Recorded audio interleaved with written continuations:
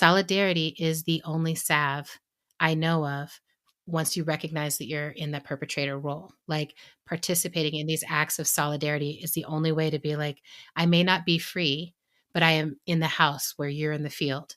And so I've got to wage my revolutionary stance from here.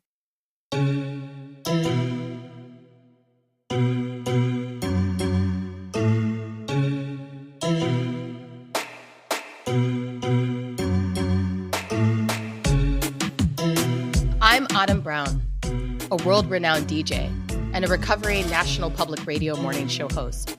I'm currently finishing up my PhD, soon to be defending my dissertation about the history of mirrors. No, that doesn't feel like enough of a life. There's got to be more to you.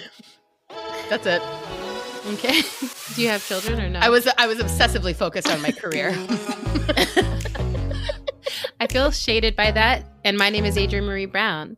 I'm a luscious Black queer career witch, writer, auntie, an apocalyptic cosmic optimist, and a gardener of healing ideas, currently brooding in the land of the Shakori, Skarure, Tuscarora, and Lumbee peoples, also known as Durham, North Carolina. And this is How to Survive the End of the World, our podcast about learning from apocalypse with grace, rigor, and curiosity. As a reminder, we have no ads. As of right now, this moment, today, we are fully listener supported. And that's good, but we would also like for it to be better. So please go join our Patreon. We give you exclusive content, and also we get to keep making the show. Yay! Oh, I love it. Sister. How are you doing? You know, I'm actually really glad you asked that. I think that this is going to sound, I hope that our listeners can follow this, but I feel like I'm in such a deep state of like constant grief that I'm delirious almost. Ooh. So there's a way that I'm like I need every laugh I can get. Like I'm really leaning towards like any kind of laughter, any moments of joy, any moments of like being around kids, any moments of goodness in humanity, because what's happening in Gaza now, what's happening in Palestine now, and just what's happening with our political situation, all of it, like it really is barreling into a different level of despair, and it's requiring a different level of spiritual work.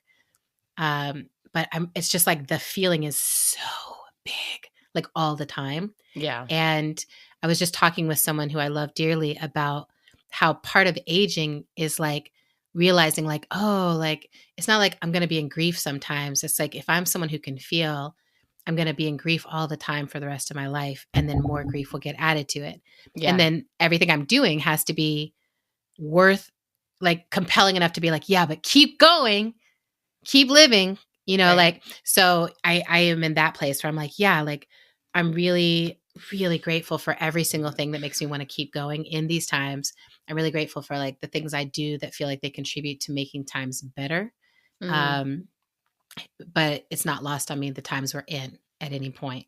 So I keep feeling that swirl, and physically I'm doing really well today. Like I'm not in pain today. I have taken good care of my body this week. Yeah, I think I'm really starting to understand more and more of the triggers that really put me, debilitate me. And then turning in, like yesterday, it was like I woke up in a total flare of pain and was like, just get in an Epsom salt bath and just see if that helps. And just don't eat anything. Don't potentially trigger anything else. Just drink some water, get in the bath. And I did. And I just was in the bath dictating my book into my voice memos. And I was like, okay, this might be a way that I have to learn to do this, but we just keep adapting. Yeah. And I felt great. I got out of the bath and I was like, okay, I can move again. And I got some writing out. Like it was like, I don't have, and maybe that's the metaphor of this moment. It's like everything can be really hurting and really hard. And then you do the best you can to comfort yourself and the best you can to create something into the world. That's what we can call a good day right now. So that's me. Yeah. Check. Checkity check. How about you, sister? Wow. I love when you checkity check me. Thank you for sharing. Yeah. Oh, can I say one more thing? I pulled the Seed of Air tarot from the Lineages of Change tarot deck. And it says, when we are fully aligned, you're able to tie into new ideas and be inspired and inspiring. At such times, we can experience a moment of enlightenment where words come easy and the pathway is clear between your minds and your words. How can you make each word meaningful today? Ooh. Boy, oh boy. That's landing. Thank you. Yeah. How are you, my sister? I'm on the whole, I'm doing well. I'm thinking a lot. I've been thinking a lot in the last few days about how much responsibility can I take for my inner state, and how wait, from or for? For your inner state. Okay. For my inner state. Like, how much responsibility can I take for my inner state? And and then like, there is a thing about like inputs and outputs. It's like, what are the inputs that are likely to drive my anxiety to escalate? Yeah. And then thinking of anxiety, whether it's, rumination or spiraling or just like an actual somatic anxiety response, like thinking of those as like outputs of the inputs, So yes.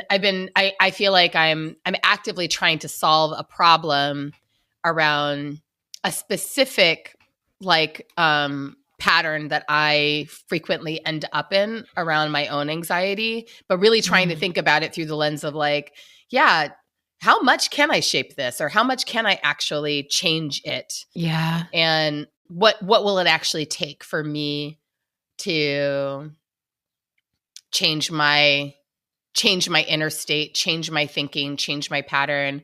You and I and a few other beloved people right now are all going through the Chani breakthrough course together, which has been so helpful. It is so helpful. Thank you, Chani. Thank you, everyone who works on that Nicholas. App. We love you. We love you so much. And shout out to Chani, and shout out to they're not paying us to say this. We're literally just saying this, that we just love them that much. We just actually love them that much. And actually, the course is free, and it is free in the free version of the app. So you don't have to like pay anything additional in order to take it, which I really appreciate. And you don't have to be into astrology at all. It's not astrological about the course. That is exactly. And I keep telling people this. I'm like, seriously. Yeah. And it's very focused on internal change. So I think that's part of also why I'm thinking about this so much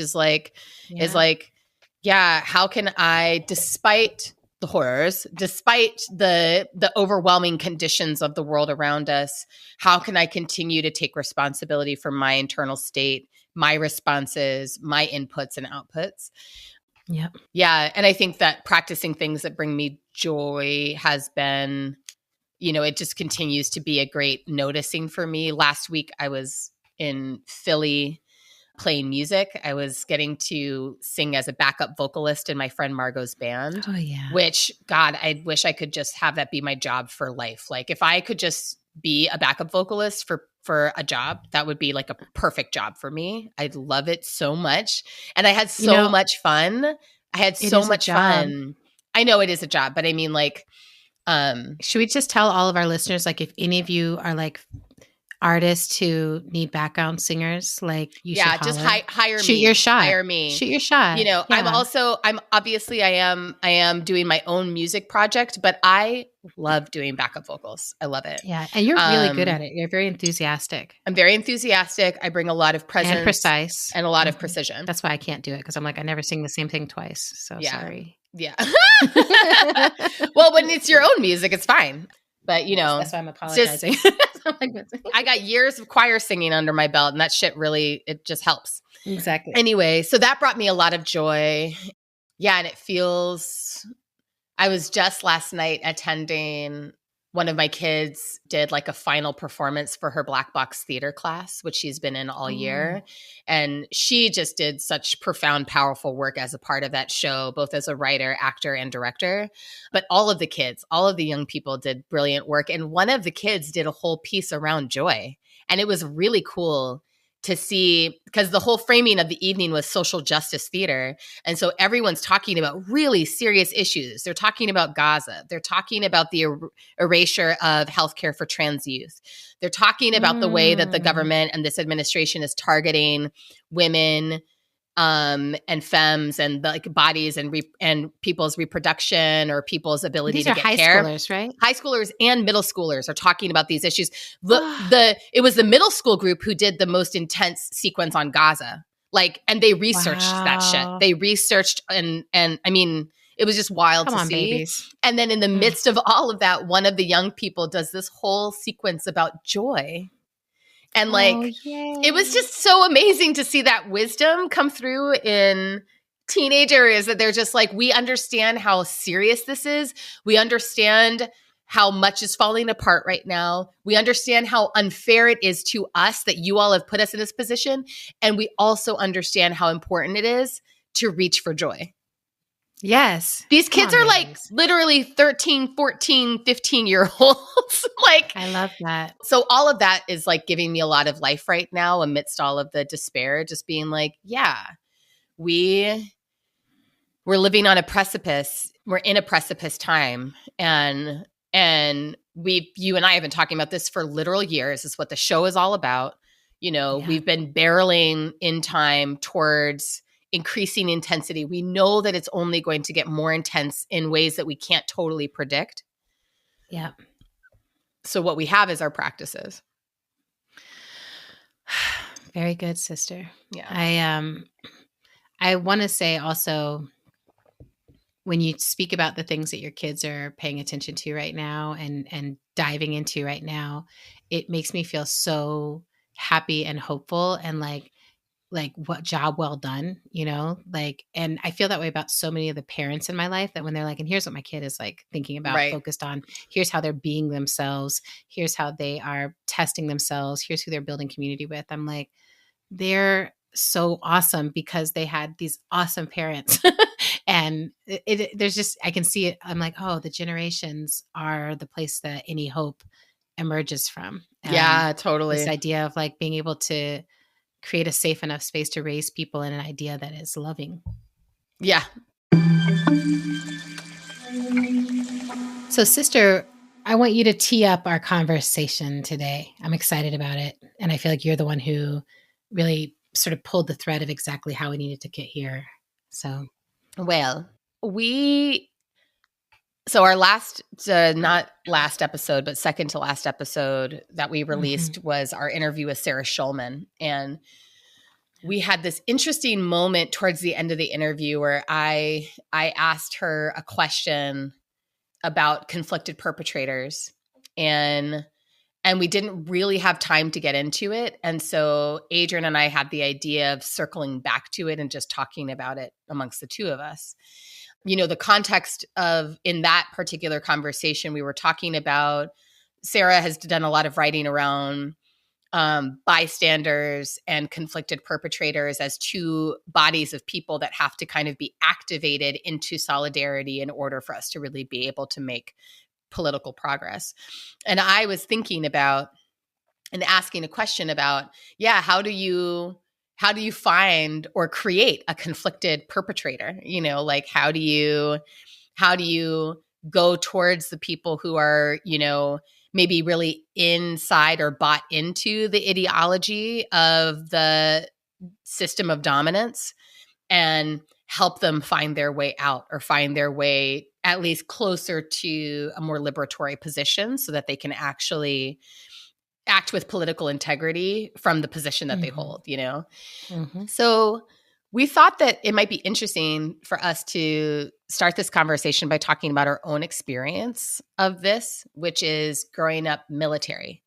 Adrian and I both have the experience of having been raised inside of the military, you know, what people on the left refer to as the military industrial complex, but that's not how we would have referred to it when we were growing up. We would have referred to it as we're army brats. You know, so both of us came up inside of this American institution.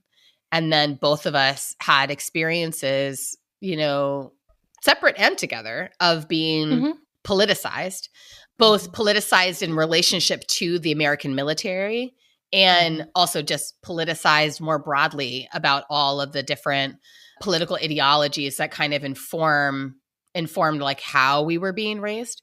And so we thought it might be interesting to kind of begin with our own kind of origin story and then track out from there. Yeah. How do you become a conflicted perpetrator?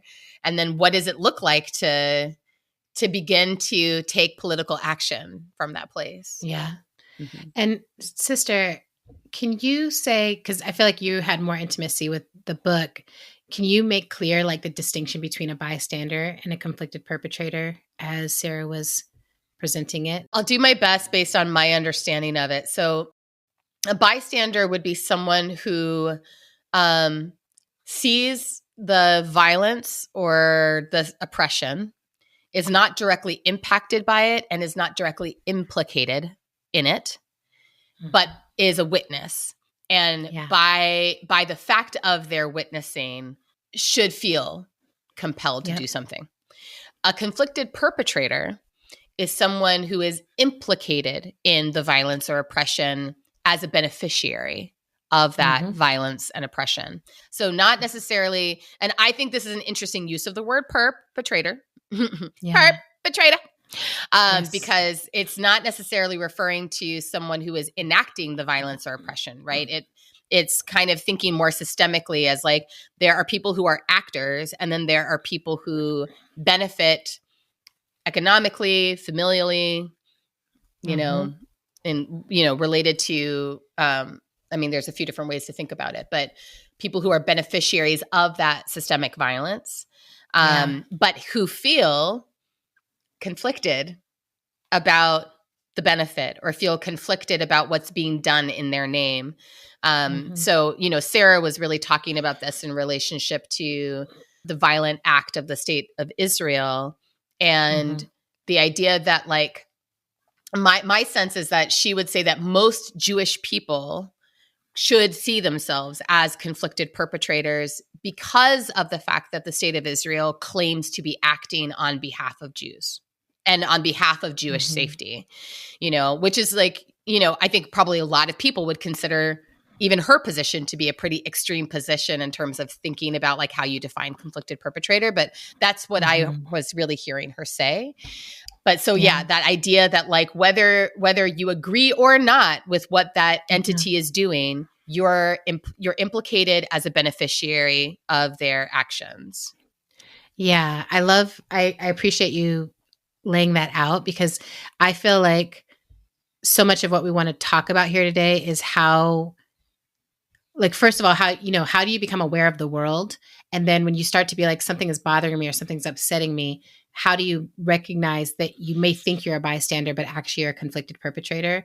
Or the way I think of it is like, oh, you think that like things just come to you, or you think you're just lucky, or you think you just get to be safe, or you think that privilege is, you know, my dad worked hard or whatever it is. But then at some point understanding like, oh, my privilege is it's rooted in the oppression of someone else or someplace else. And, you know, just like, what is that trajectory? Right? Yes.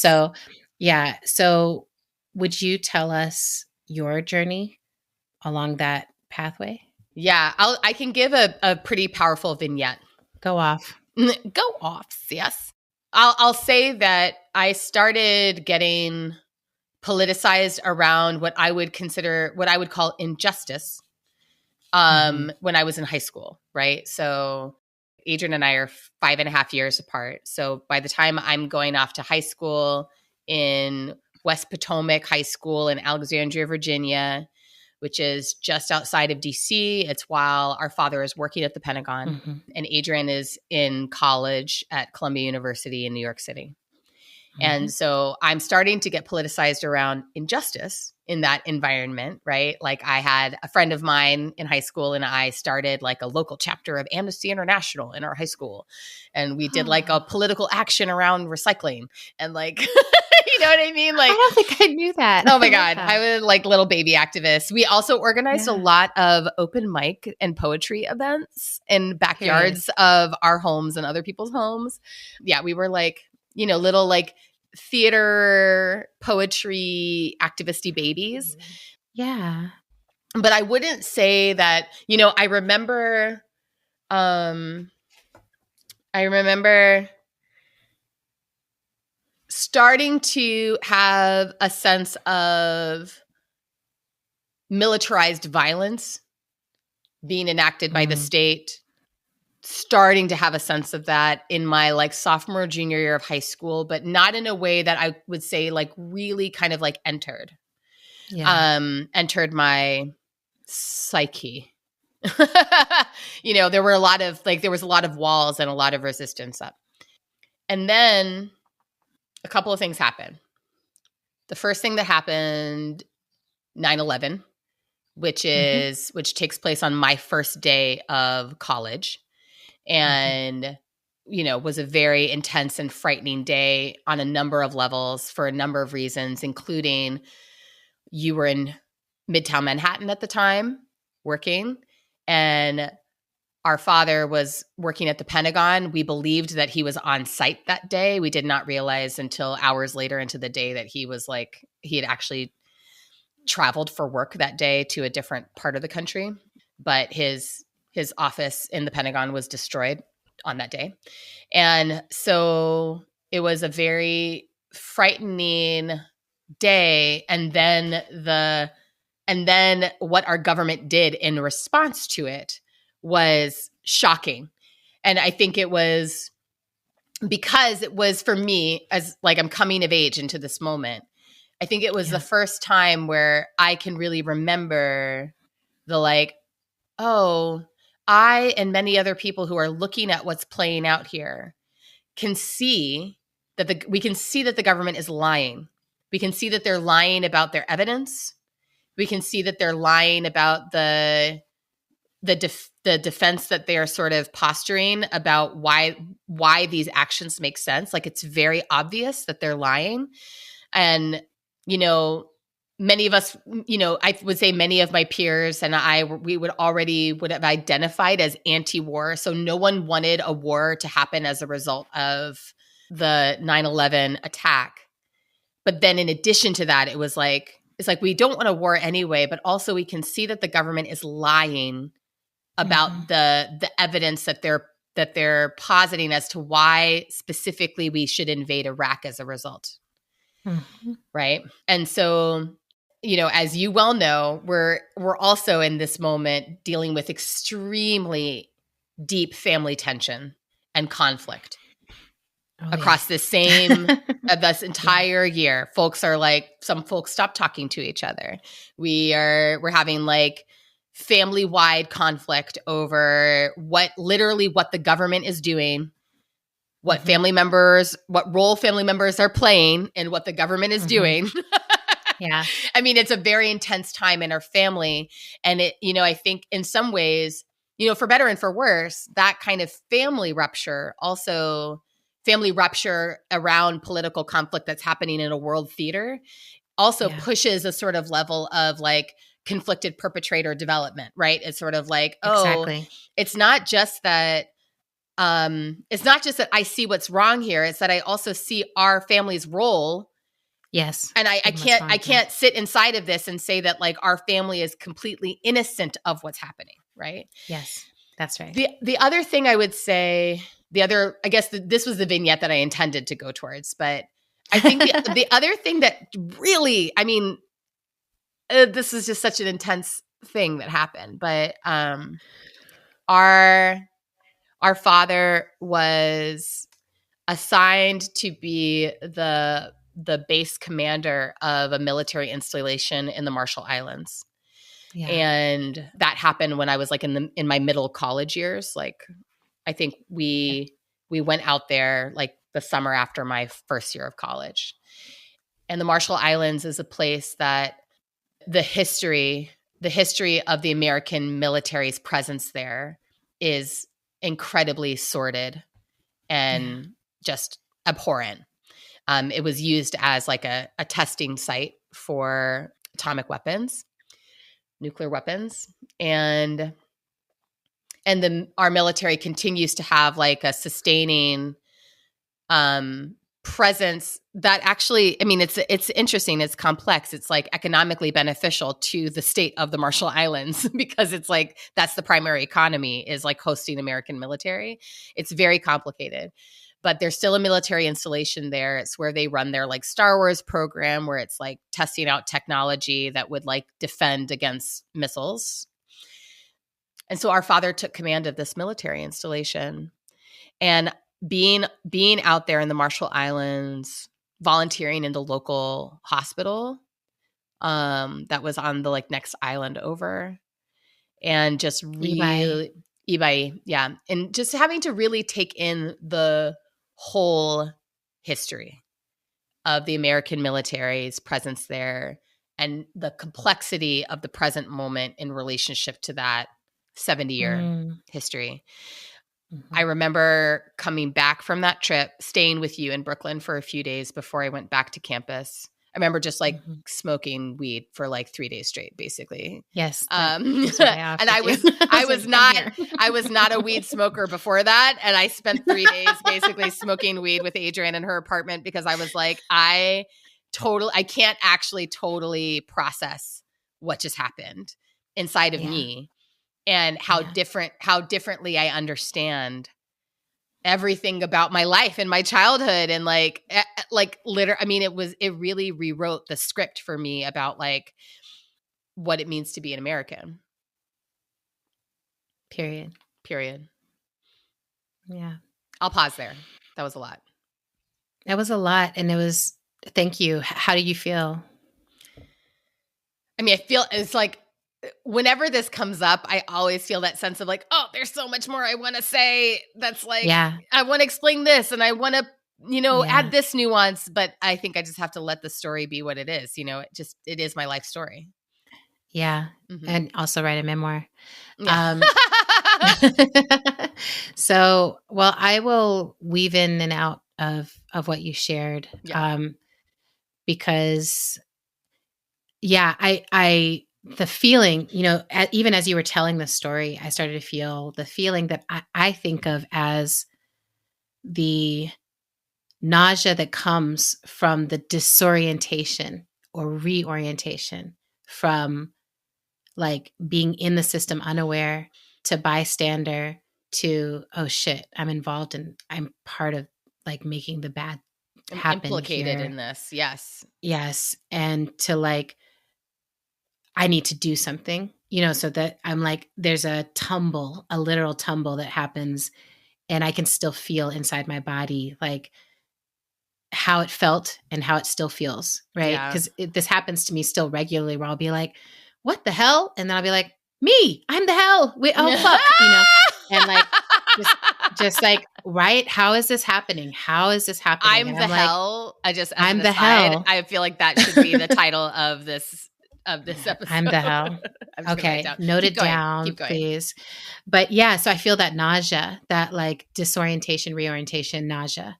And I'm remembering like, growing up in the military was amazing while you were in it. So I want to say that like moving to a new place all around the world, there's a sense of adventure. Like we've been stationed in some place and we're going to go on this adventure. Our family, at least, very much oriented to it as like, our parents were like, we got out of the South. Like we got out of the South. Right. We are now cosmopolitan and we're raising an international, interracial, cosmopolitan, adventurous, brave, risk-taking family. Totally. And so the orientation of the family was like, and now we're landing in this new place. And we're going to learn all about it. And there was a real sense of like, it's important to know where you are. So, I had this sense growing up of us as this like, worldly thing. Right. Yeah. And then, and like each place you would land, it would be like, here's where you're going to go to school and to church. And here's your student groups. And here's what the moms are going to do. And the wives have their club. And like just everyone had a place to just plug in. Exactly. Right. That when I have heard people talk about leaving like major religious cults or other things, right? There's this sense of like, like everything, I was in a world where it all made sense until it didn't.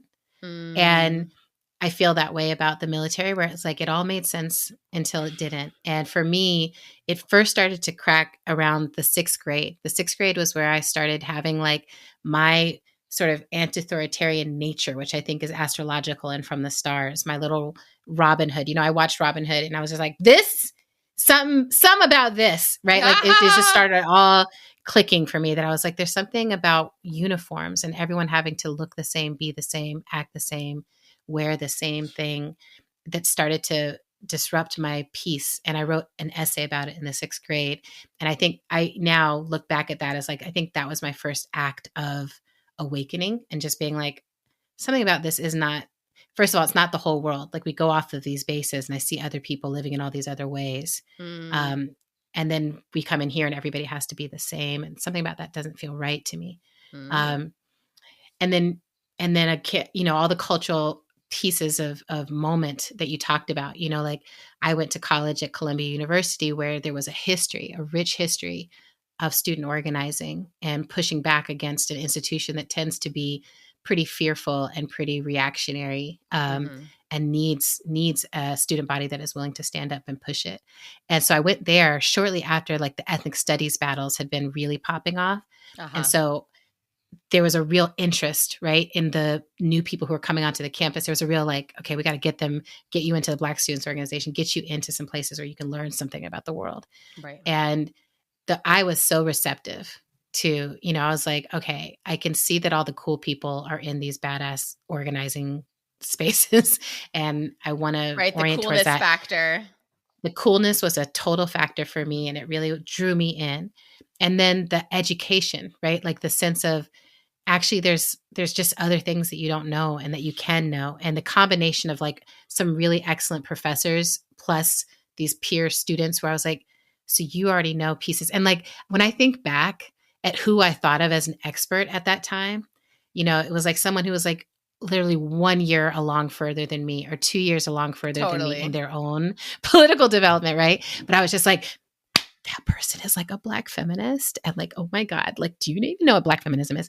And part of what started to happen, like, I was just like, everything about this is it makes so much more sense to like the soul of my soul, like that deep, like underneath the socialization was this other part of me that was always like, it's supposed to be different than it is. And yeah, then militarization, that period around 96 to 2000 was where I really came to understand the US military and the country of the United States. Yeah. And, then looking back and being like, whoa, like what were they teaching us in the Department of Defense schools about our history and about the country and about our place in the world? And like how normalized it was that we should absolutely be at the top of a superpower that holds its power through military force. Like, and that why are there military bases all over the globe? All over the world. And and then, and growing up in them, you're just like, I mean, when we lived in Germany, it was like, we would go see these concentration camps and be like, this is what the Germans did. And so that's why we have to, keep our eye on them. Right. Like there was just a sense of like some people on this earth don't really know how to do this thing that we have figured out, democracy and multiracial living together, whatever. So there was such superiority in every aspect of the story and everything. Yeah. And so it's just like a long drop, right? That I think of the roller coaster drop, it's just like, oh my God, my stomach is just out of my body. Like, what are we and why are we like this? And then learning about the Vietnam War and learning about what had happened in 1968 and the 60s, like I just got so like, I was like, oh, that's me. I was supposed to be born back then. I'm in the wrong time. So that also felt, like I'm naming these because there's a way that I think the conflicted perpetrator, it's like you're trying to slip out of the perpetrator part, right? You're like, oh, now that I have learned about how unfair everything is, I want to join with the people immediately and not like, my position towards our family was very much like, I'm going to come home and be like, you are a monster, not me, a monster. You are a monster. Right. You are the person you could have made a different choice and you didn't. You made a choice to do this. And I was just so angry about that for so long. It took me a decade to even consider why Dad might have joined the military. Like it just was not something that was on I was just like, why would you do this? Right. And meanwhile, Dad's like, yeah, he was just like, I think I provided a great life for you guys, like this was the only pathway out of the, where I come from. This is the only path I could see towards being able to have a truly different, better life than poverty. Right. And you don't understand poverty because you don't know about it because of what I did. Right. Exactly. Exactly. Right. So, Exactly. and I want to weave that in too, because I think so many conflicted perpetrators, particularly in the US, are also in oppressed communities. So you're carrying that, almost triple consciousness that has to exist at all times, which is like, I'm surviving the oppression that's happening to me while I am part of a nation that is also perpetrating harm against almost everyone, and also perpetrating the harm that's happening at home. And also I have power. Yes. Like, how do I hold all those things? Right. Yes. And I think that that's the maturation process. But one piece of my story that I want to name, and then I want to just go back and forth a little bit here, is I had a massive breakdown, like a total mental health break. And that's right. That's what happened to me. Right. So like for me, all of this, like, I'm like, for 3 days, but I had a mental health crisis. Well, I was like, girl, where do you think that the weed part came from? I was like, this is a survival strategy. I was like, girl, I know it's hard out here, but you know what's going to take that edge off though? Yeah, but no, I had a total mental health break. And I think it was trying to balance, or trying to find a way inside of my body and my spirit to hold the weight of that, all of that complexity, right? Mm-hmm. And trying to hold the weight of like, oh, I hear the belly of the beast, but like, what does it actually feel like to try to survive in this place and to be in this place and be like, am I supposed to be killing this beast? Am I supposed to be helping this beast heal? Am I supposed to be doing something else? And I'm too powerless to do any of it. And also, am I a good person? Can you be a good person if you grew up in all of that, steeped in all of that socialization and supremacy and everything else? And there was such a big question for me around like, was anything real? Was anyone real? Like it really pulled all those drugs. I was just like, so the church, the stuff we were taught about the church growing up, I had a religious break because I was just like, none of these people are living anything that they say is Christianity. Like everything we're doing is the opposite of what that says it's doing. Right. It just was like everything's upside down. So that break though was, now I'm so grateful for it because I was like, I can't go on working and I can't go on pretending like I'm functional. I have to stop and really contend with, given the reality of being a perpetrator of these harms, being a citizen of this place, being a part of this project, how do I want to go forth? Can I go forth? Can I find a way to connect with being a human that actually matters to me? And I had to go to the Marshall Islands where the parents were living at the time. I was going to say, right, you had to go home. So I had to go home and I had to go sit and have a different kind of conversation with both of our parents that wasn't yelling and that wasn't pure antagonism, but that was like, I need to understand you better as humans and I need you to see who I really am. And like, we're in this. And then I needed to sit with the ocean and I needed to, like, that's when I began to understand that like the earth itself is not conflicted. I am. Right. Yeah. And that's always true now, as I'm just like, oh, this is a species particular problem. The earth itself is not conflicted. Mm-mm. I am. Right. And write that down too. I love this, sister. So I want to get into like the present of this, mm-hmm. right? Is like, so all of that happened, we're talking about 20 years ago. Kind of told the story up until like 2003, 2004. Yeah, exactly. Right. So now where does this land in you and how do you feel like you walk in the shoes of someone who is, or do you identify as a conflicted perpetrator in this time?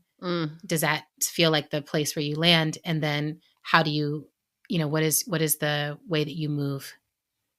Yeah. I mean, wow. It's really interesting to think about the bombing campaign that happened in Afghanistan after 9/11 in relationship to, and in Iraq, a year later.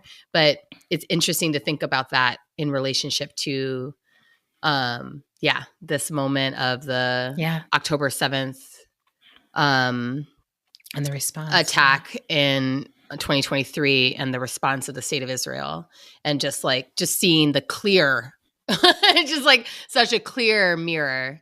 I absolutely identify as a conflicted perpetrator, as an American. I think every American citizen is a conflicted perpetrator. And it's one of the reasons I think that I have such an allergy to a lot of the ways that like dialogue around organizing plays out on the left right now, because it seems like the sort of like cult of purity that implies that there's like a version of an American citizen that is somehow above and outside of structural oppression, and or can be an arbiter of what other people experience or believe. I'm writing down cult of purity. Yeah, right. Cult of purity. Add it to the cults. Yes. It's definitely one of the cults. Add it to the cults. My sweetheart and I love to joke that you can't spell culture without cult. And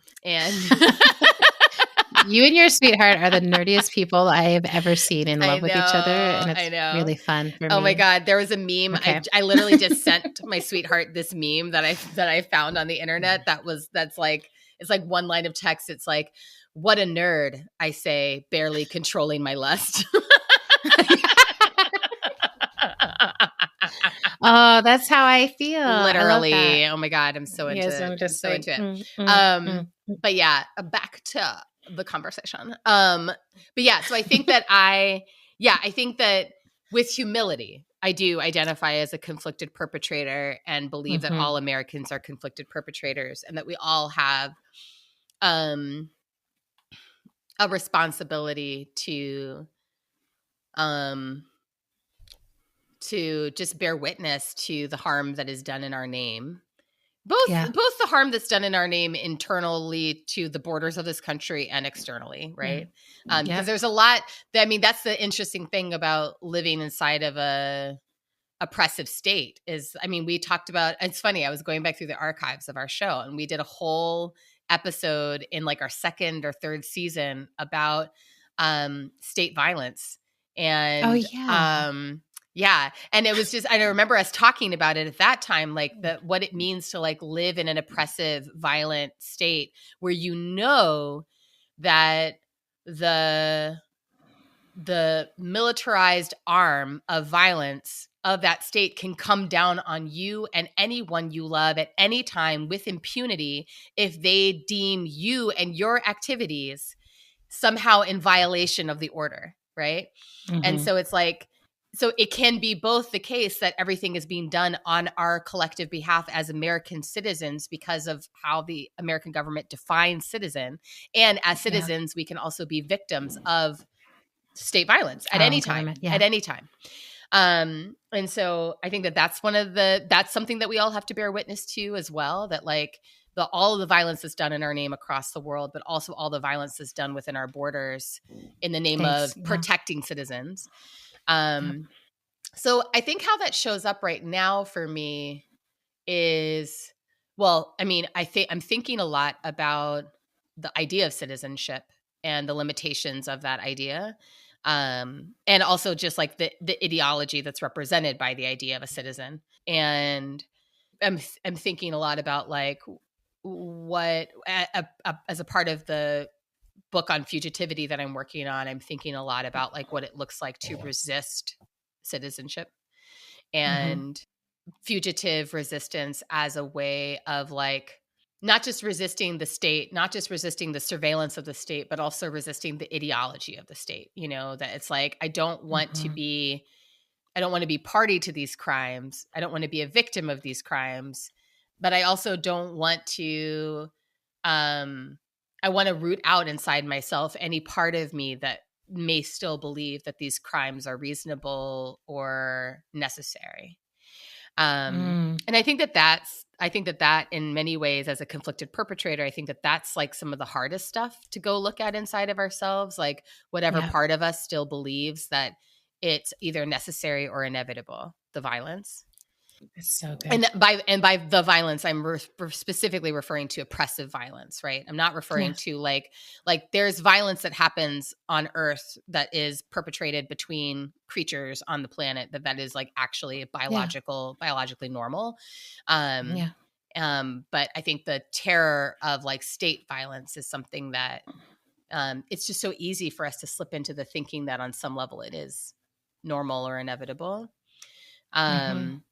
And then I guess the one other thing I'll say about this right now is that the other way it shows up for me is I just bring a lot of humility to my own life and the lives of, like, I really work now to not judge people, including myself, for the things that we are having to do in order to survive being inside of this system. So I used to subscribe a lot more to a particular cult of purity around like, what's okay to do for money, what's not, where it's okay to shop and where it's not. And, and it's like, I do my best to live my values. And I also do my best to be really like humble and forgiving around the places where that's actually really hard because we live in America. And that like, like flagellating myself or having a really judgmental posture towards other people in my community doesn't actually help us find solutions to these problems. Like it's actually, I have to be willing to look at it first and foremost. And shame doesn't really help us look at anything. So it's like, I have to be willing to look at it and then, figure out, okay, it's like you and I have joked about with like trying to figure out how to not shop on Amazon. That it's like, okay, if I can accept that this is really a priority for me, I just have to also accept that it takes planning. If I'm going to really choose not to, it just requires an additional level of planning, which means I have to prioritize it, which means I need to enlist some other people's help with it. I have to, it's like, if I'm going to make a choice like that, I have to figure out a new system for myself. And that takes time. Right. And so it's like those kinds of things. I feel like I'm doing a better job in my life now of being like, okay, I'm going to give myself time to build a system that enables me to do this thing in a more values aligned way, rather than either saying I'm a terrible person if I do this, or giving up on the idea that I could find another way. Does that make sense? Yeah, it does make sense to me. And as I was listening, I was writing down different notes because I love this.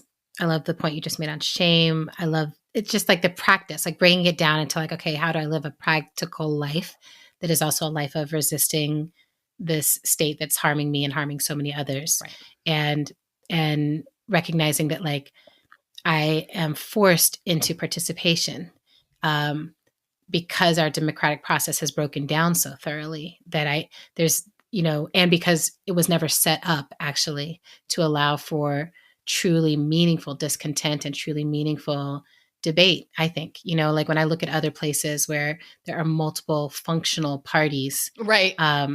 It's like, oh, like if in some places it's because capitalism doesn't drive the entire economy and then make it so that there's really only an elite and then everyone else, or there's all these reasons for it. Right. But again, all that stuff that has come later in my understanding, but it's like now living in this place, I wrote down some notes as you were talking. The cult of purity is, I think, where I want to go back and start there, because I had written down a note in thinking about this conversation with you that was like moving from cult to cult, and how like if we could understand that the military was a cult, right? Like once you get out of it, then you're like, oh, like I need a new belief system. I need a new belief system, right? If I don't believe that like dominating the world through violence is the method of how to do living, being a human, right? Then what else, right? And so then, for many of us, I think then I swung just as far as I could to the other side. And what I found was this cult of purity place where it's like, there's a pure politic that we can achieve. And it is the opposite of the state. It is post-colonial. It is all these things, but it has to be absolutely flawless. The way I swung, I was just like, I've got to get over there and I've got to be just flawlessly, even though I don't know what it is yet, but I have to already flawlessly be completely aligned and understand every part of it. And right. And so the culty parts of, like I don't know what it is, but I'm I'm going to do it perfectly. I don't know what it is, but I will be doing that perfectly. And like, you'll never be able to tell that I don't know what it is or whatever, just, I see that so much. Right. So I have so much compassion for my young, newly politicized self as I Right. see this happen over and over again. Right. But there's something around, for me, I'm like, oh, if you're in a system where someone else is telling you how you have to think and it feels uncomfortable to think otherwise. And then there's some component of it that's like your livelihood or your well-being, your reputation is tied into it. Like when I think of like what makes a cult, right? I'm like, when you're scared to speak up, then you might be in a cult, right? If you're scared to take a position different from what other people are saying, right?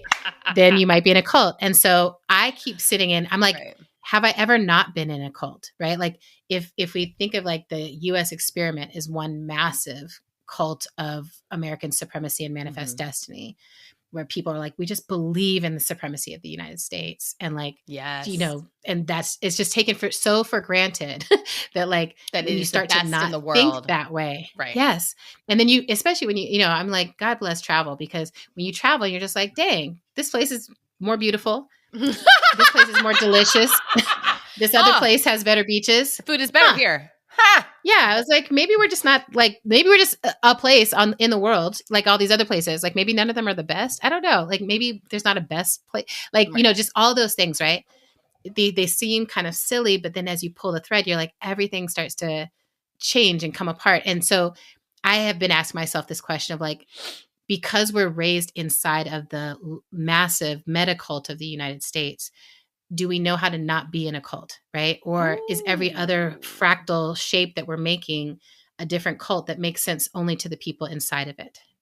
So that's what I think, like when I look at like our political situation right now, I'm just like, everyone's everyone's system right now makes total sense to them and almost no sense to anyone else outside of it. Oh, so when I look at MAGA, I'm like, y'all don't make any sense. Like I literally can't make sense of it.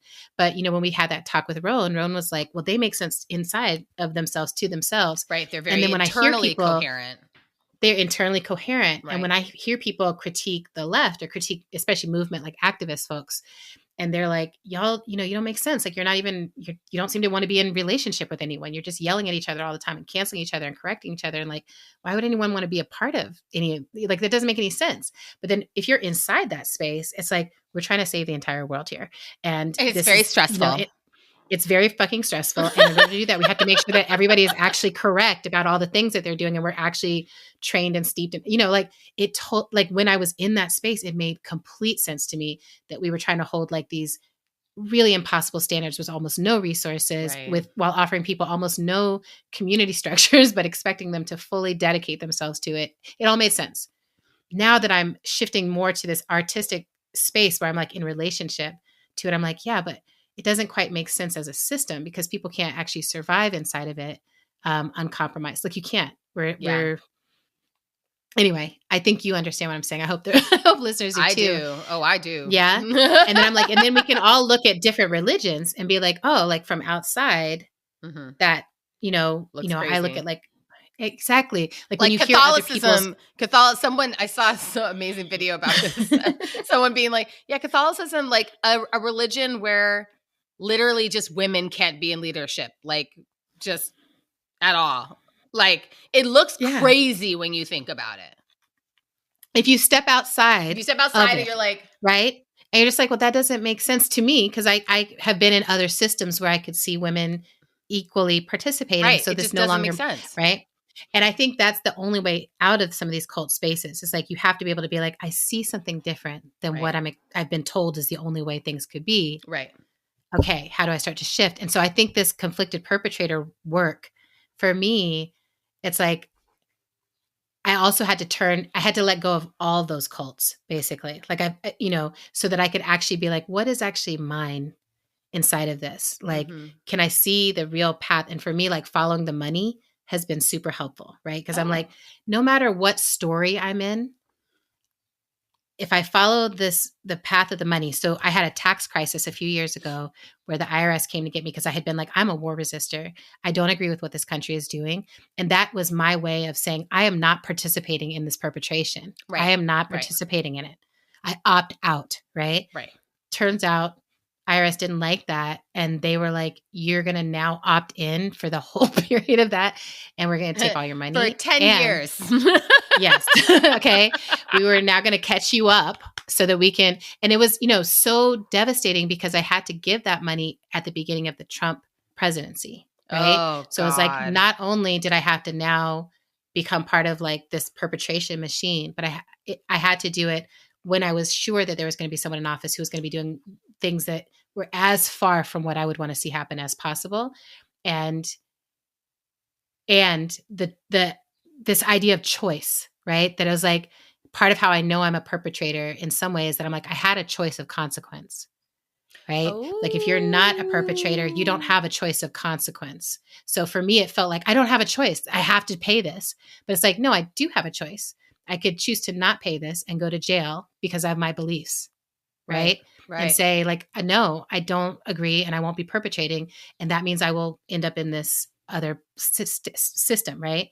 But there are people all around the world, they don't have a choice over whether they end up basically in some version of a prison due to the decisions that my country is making or due to what we want to happen, right? Wow. So one of the first ways, that you're like, oh, I'm in this system is because I have, even if it's the smallest inch of wiggle room, I still have some wiggle room. Wow. I have some choice of consequence, wow. right?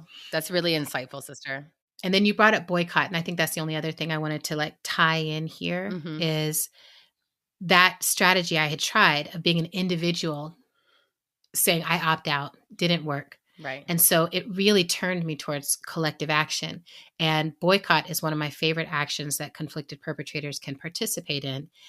Because you really do have to examine every aspect of your life. You really do have to make a commitment to coming into a sense of responsibility of like the main way in a capitalist system that you are participating in perpetration is by where your resources are flowing. Yeah. Where you choose to live, who you choose to spend your money with, where you don't pay attention to your money going, and what you choose to fight for. I'm like, oh, if someone is an elected official, I pay their salary. Part of what I put into the world helps pay the salary of these people who are running my state, running my country. That's our tax system, right? Yes. Our tax dollars are going to be that's how this budget is going to go. So I'm like, oh, now I start to begin to have a sense of where I can get involved in the system. And for me, boycotting has been one of the most satisfying ways that I'm like, I'm a part of a collective action where like my everyday choice to not spend money on Amazon, I can see the collective impact of it because I'm doing it with a lot of other people. My everyday choice not to go to Target, I don't even give it the cute name of Target anymore. Right. If you don't like Black people and brown people, you don't get a cute name anymore. Nope, so my everyday choice to not go to Target. Which is a sacrifice because I am I live inside of this capitalist system where like shopping has been made so pleasurable. Like that used and to so be convenient. A Saturday pleasurable experience, or like shopping on Amazon, these pleasurable experiences, which they soften you into just participating in something that you don't agree with. Right. And so you have to come into self-responsibility and be like, I am responsible by myself alone in this house for participating in this collective action to help change the course of history or change the course of my country. But I have to actually be strict. Like this is where my culture of purity actually, I want to be in the practice of. And that's what I've been trying to do now is I'm like, okay, like with Amazon, I'm like, don't allow any slippage, like for me, right? I'm like, if I'm going to participate, like don't allow any slippage. Or if I am, notice it and be like, is this worth, and I get very dramatic with myself, but is this worth what this person's doing? Like, are you really willing to participate in what Bezos wants to do to the world or what Zuckerberg wants to do to the world or what Trump wants to do to the world? Are you really willing? Is that what you want to invest in? Right. And asking myself the question those ways to, try to, just bring myself into awareness that I'm like, solidarity is the only salve I know of once you recognize that you're in the perpetrator role. Like participating in these acts of solidarity is the only way to be like, I may not be free, but I am in the house where you're in the field. And so I've got to wage my revolutionary stance from here. and I've got to do it mindfully. I've got to be brave. I've got to take risks that I can take from here. Right. Well, I'm trying to think if there's anything else there. Yeah, I'm just there's one thought, which is decolonial. You know, now people talk about like, we need decolonizing, we need D. And I keep thinking like, it's also something about moving from colonial to migratory. There's something about being like, we are a migratory people who are nomadic. We're in relationship with each other. We're moving, and we're going to have to be moving because of climate. Right. Like this project called the United States is going to be so climate impacted that I don't know that it will hold just on an environmental level. Just on a climate level. The idea of it being a nation, I don't think it will necessarily hold as a nation. Like right now, there were these tornadoes in St. Louis, and I didn't even hear about them for like 3 or 4 days, because so much else was going on. And I'm like, oh. The weather, weather in the last 2 weeks. Right? All over the country. So, all over. There's so much happening that I'm like, people are in so many different realities right now that this idea of like, I think the line is going to keep getting shakier and shakier between like, I am a victim, I am a perpetrator, I think all of that is moving around. But I think one of the things I'm hoping that our listeners can start to do is tune into like where you sit on that span. And if there's anything in your life that you're looking at as like, I'm a bystander, that maybe you're actually a conflicted perpetrator on. And if there's any place where you're a conflicted perpetrator where you haven't begun to take any action, and like, let boycott be your weed, your gateway drug. Like let boycott be right. Your gateway drug into like deeper action. Right. Yes. Because I think that's the only thing is I get worried that once you recognize you're in the perpetration role that you freeze and you do nothing because the guilt is so overwhelming, instead of beginning to do something so that you can transform yourself and transform the world. Shake these bones, shake these Way to land it, sister. Shake these bones, shake these bones, oh, we're gonna shake these bones, shake these bones, oh, we're gonna shake these bones. Shake these bones, shake these bones. Thanks for listening to our show. We're on Instagram at End of the World PC and on Blue Sky as ourselves. You can make a sustaining show. No. You can make a sustaining donation to our show by visiting our page at patreon.com/endoftheworldshow. Ain't too proud to beg. Another incredible thing you can do to help our show sustain itself is write us a review on Apple Podcast if you are an iPhone person. This helps people looking for David good Bowie new content to find us. Or no, Iggy Pop. Anyway, How to Survive the End of the World is produced and edited by the sweet, darling daddy, Zach Rosen. And the transcripts, by the way, I just want to shout out Zach and Shira and the whole family. We love all of y'all. Love you too. And we feel so supported by all of y'all. But so the show is produced and edited by Zach, and the transcripts are in our show notes and on our website at endoftheworldshow.org. Music for today's show comes from Autumn, the band, Tunde Alaniran, Mother Cyborg, and the Banksons. Boom.